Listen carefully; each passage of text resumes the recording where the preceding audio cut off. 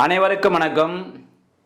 உன் நேரத்தை நீ எதற்காக செயல்படுத்துகிறாயோ அல்லது பயன்படுத்துகிறாயோ அது வளர்ந்து கொண்டே இருக்கும். இப்போ உதாரணத்துக்கு சிவில் நீதிபதி ஆக வேண்டும், ஏபிபி ஆக வேண்டும், நான் டிஸ்ட்ரிக்ட் அதாவது ஜட்ஜி ஆக வேண்டும் என்று நீ என்ன பண்ணும், புத்தகத்தை படித்துக்கொண்டே இருந்தால், சட்ட புத்தகங்களை படித்துக்கொண்டே ஆகும், அந்த சட்ட ஞானம் வளர்ந்து கொண்டே இருக்கும். கடைசியில் நீங்கள் நீதிபதியாவது உறுதி என்று கூறி இன்றைய வகுப்பில் நாம் தொடர்ந்து பார்த்து கொண்டு வருகிற இந்து திருமண சட்டம் 1955 எப்போதும் போல அப்படியே ஒரு ரீகால். இதுவரைக்கும் என்னென்ன சட்டப்பிரிவுகளை நாம் பார்த்திருக்கிறோம் என்று சொன்னால், செக்ஷன் 1 எஸ்டிசி ஸ்டார்ட் டைட்டில் அண்டு கமென்ஸ்மெண்ட், குறுந்தலைப்பு மற்றும் எப்பொழுது ஆரம்பிக்கப்பட்டது என்று. பிறகு செக்ஷன் 2 பார்த்தோன்னா அப்ளிகேஷன் ஆஃப் த ஆக்ட், இந்த இந்து திருமண சட்டம் எதற்கெல்லாம் பொருந்தும். 3 பார்த்தீங்கன்னா செக்ஷன் டிஃபனிஷன்ஸ், வரையறைகள் என்னென்ன, அந்த சபிதா ரிலேஷன்ஷிப்னா என்ன, புரைப்பிட்ட ரிலேஷன் என்ன, இதெல்லாம் பார்த்துட்டு இருப்போம் ஏற்கனவே. அடுத்து 4 overriding effect of the act, இந்த சட்டத்தினுடைய அந்த ஓவர் ரைடிங் ஆக்ட் பற்றி சொல்லுவோம், அதனுடைய விளைவு என்ன என்பதை பற்றி. அடுத்து பார்த்திங்கன்னா 5 இந்து திருமண சட்டம் என்றால் என்னென்ன நிபந்தனைகள் இருக்க வேண்டும் சட்டப்படியாக அந்த திருமணம் செல்வதற்கு என்பதை பார்த்தோம். 6 ஒமிட்டடு, சைல்டு மேரேஜ் ரெஸ்ட்ரெயின்ட் ஆக்ட் 1970 அது என்ன பண்ணாங்க, அது ஒமிட் செய்யப்பட்டது. 7 செரமனிஸ், இந்து திருமணம் என்றால் எவ்வாறு எந்த சமுதாய முறைப்படி நடைபெற வேண்டும் என்பதை பற்றி 7 பார்த்தோம். பிறகு 7A சீர்திருத்தம் மற்றும் சுயமரியாதை திருமணங்களை பற்றி பார்த்தோம்.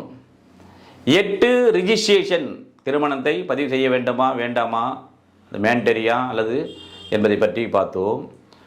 9 ரெஸ்ட்ரிக்ஷன் ஆஃப் கான்ஜுகல் ரைட்ஸ், நாங்கள் 2 பேரும் சேர்ந்து வாழ வேண்டும் என்று என்ன பண்ணோம், இல்லைன்னா அவங்க மனைவியோ அல்லது கணவர் சொல்கிறாங்க நாங்கள் சேர்ந்து வாழறதுக்காக அப்படின்ட்டு மனு செய்கின்றது. 10 பார்த்தீங்கன்னா ஜுடிஷியல் செப்பரேஷன், நீதிமுறையில் பிரிந்து கொள்ள வேண்டும் என்றால் section 10. 11 void marriage, 12 voidable marriage, 13 என்னென்ன கிரவுண்ட்ஸில் நாம் டைவர்ஸ் செய்யலாம் என்று. அதில் சப்செக்ஷன் 2 ஒய்ஃபு மாத்திரமே பிரத்யேகமாக அந்த கிரவுண்ட்ஸு. பிறகு 13A alternative leave for the divorce proceeding, இந்த பரிகாரம் வேறு என்ன, விவாகரத்து இல்லாத வேறு பரிகாரத்தினுடைய அந்த நடவடிக்கைகள் என்ன என்பதை பற்றி சொல்லியிருக்கோம். பிறகு பார்த்தீங்கன்னா 13B பார்த்தீங்கன்னா மியூச்சுவல் கன்சென்ட், ஒருவர் என்ன பண்ணுறோம், 2 பேருமே பரஸ்பரமாக நாம் பிரிந்து விடலாம், நாம் இனிமேல் சேர்ந்து வாழ்வது முடியாத காரியம் என்று mutual consent. 14 within a year from the date of மேரேஜில் நோ பெட்டிஷன், திருமணம் முடிந்த பிறகு ஓராண்டுக்குள்ளாக விவாகரத்து மனுவினை தாக்கல் செய்ய முடியாது என்பதை 14 சொல்கிறது.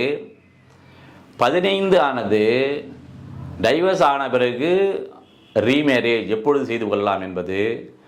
பிறகு 16 என்ன சொன்னது, legitimacy of the child born out of void and voidable marriage, குழந்தை பிறந்திருக்குது ஆனால் அவர்கள் திருமணம் செல்லாது என்று அறிவித்த பிறகு அந்த குழந்தையின் நிலை என்ன, what is the legality of the child என்பது 16 பார்த்தோம்.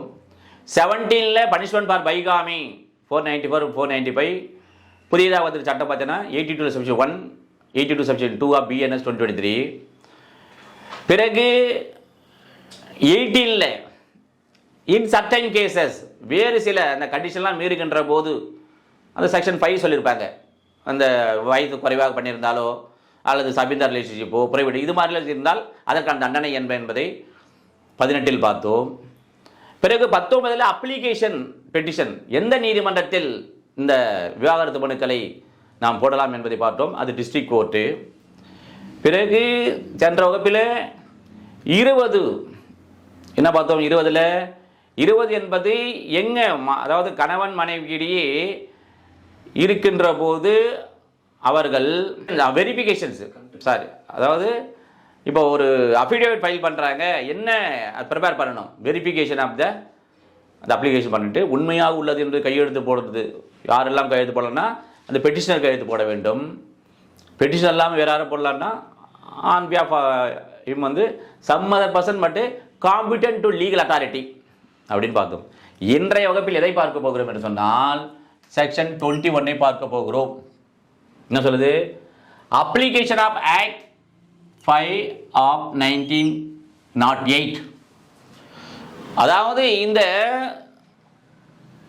சிவில் ப்ரொசீஜர் கோடு 1908 அந்த ஆக்டினுடைய பொருந்துகை பற்றி சொல்வதுதான் இந்த செக்ஷன் 21. என்ன சொல்றாங்க? இப்போ subject to other provision in this act அப்படின்னா என்ன? இந்த இந்து திருமண சட்டத்தினுடைய இருக்கின்ற மற்ற சட்ட பிரிவுகளுக்கு உட்பட்டு, சப்ஜெக்ட் அது அதற்கு உட்பட்டு, இந்த 21 இல்லாம என்னது மொத்தம் டோட்டலா 30 செக்ஷன்ஸ், 30 செக்ஷன் இது. இப்போ இது இல்லாம மற்ற செக்ஷனில் என்னென்ன சொல்லப்பட்டதோ அதற்கு உட்பட்டும். அடுத்து என்ன? And such rules as the High Court may make in this behalf. இது சம்பந்தமாக இந்து மேரேஜ் ஆக்ட் 1955, இந்து திருமண சட்டம் 1955, இதன் சம்பந்தமாக இதற்காக உயர் நீதிமன்றமானது ஏதாவது விதிகளை ஏற்றிருந்தால் அந்த விதிகளுக்கு உட்பட்டும் என்ன பண்ணும்? All proceedings shall be regulated as far as may be by CPC 1908. எல்லா நடவடிக்கைகளும், இப்போ நம்ம டைவர்ஸ் போடுறோம் இல்லை ஃபேமிலி கோர்ட்டில் கேஸ் நடக்குதுன்னு சொன்னால் இந்த 2 கண்டிஷன்களை தவிர மற்ற நடவடிக்கைகள் அந்த நீதிமன்றம், இப்போ தான் இந்த நீதிமன்றம் வழக்கு நடைபெறுகின்ற போது இந்த இந்து மேரேஜ் ஆக்ட் 1955 படி விவாகரத்து பண்ண போடுறோம், அல்ல வந்து வாய்டு போடுறோம், இல்லை வாய்டு போடுறோம், ஜுடிஷியல் செப்பரேஷன் போடுறோம். இந்த மாதிரி மனுக்கள் விசாரணை செய்யப்படுகின்ற போது எவ்வாறு விசாரிக்கப்பட வேண்டும்?